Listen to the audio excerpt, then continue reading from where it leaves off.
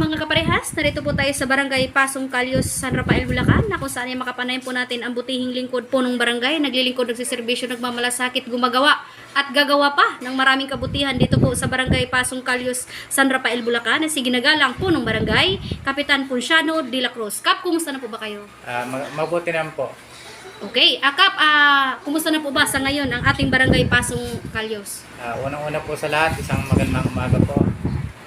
Ang Barangay Pasong Calios po sa ngayon ay okay naman po at may mga nagawa na kaming proyekto. Unang-una po yung pinabuksan namin karsada na matagal nang hindi nadadaanan.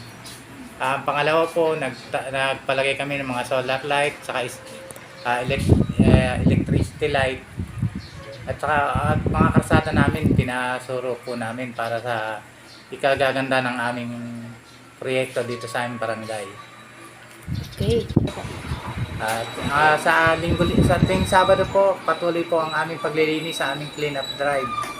At sa aming pong peace and order, okay naman po dito sa aming barangay. Tahimik naman po sa ngayon at wala naman pong naging gulo o anumang krimen.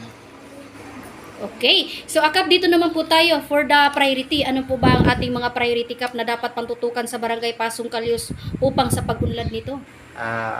At tungkol po sa proyekto at priority ng aming barangay, sa ngayon po ang nakaplano po namin ay ang open canal ng Purok 2 na mikit kumulang po na mga 300 meters.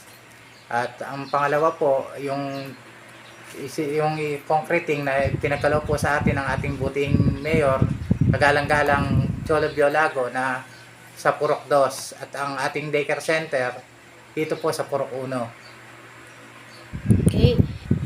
At sa ngayon po, nangako rin po ang ating butihing mayor na bibigyan tayo ng daycare at sa ngayon po, ang alam ko, approved na po sa engineering at nabidding na ang ating daycare center. Wow, okay. At tungkol naman po sa ating pagserbisyo sa ating barangay, lahat po ng ating kabarangay ay ating pong tutulungan sa abot ng ating kakayahan. At tungkol po doon sa ambulansya, kung sino man po ang mga kailangan, bukas palad po na atin pong ihahatid sa kanyang pupuntahan ang ating kabarangay na nangangailangan ng ambulansya. Tungkol po sa ating ambulansya, ngayon po ay libre sakay na po ang ating mga pasyente para po sa ika-unlad din ng ating barangay at makatulong po tayo sa may nangangailangan. At ang ating pong mga sedula at saka ang ating barangay clearance, indigency, wala pong bayad. Wow, okay. Okay, Kap, misahin nyo na lang po, Kap, sa ating mga minamahal na mga kabarangay na sila po ay patuloy na sumusunod sa ating mga batas na mga pinapatupad dito sa Barangay Pasong Calios. Sana po sa ating mga kabarangay, tayo po ay tulungan tungkol po sa ating peace and order. At tungkol naman po sa drug, sana po patuloy ang ating magiging drug-free sa ating sa bayan ng San Rafael. At sana po, yung mga magnanakaw, huwag na po sanang sumubok pa uli. At tayo po ay sumusunod lamang sa mga batas na pinairal dito po sa atin sa bayan ng San Rafael. Okay.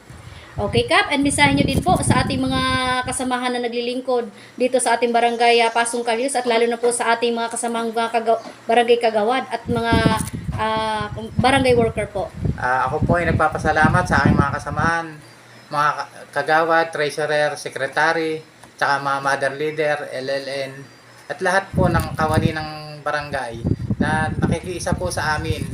At ang team po namin na tinatawag namin team pagkakaisa ay talaga pong nasusunod sa ngayon. Maraming salamat nga po pala sa ating butihing Bukal RC Non Castro sa binigay sa aming tricycle dito sa Barangay Pasong Calios.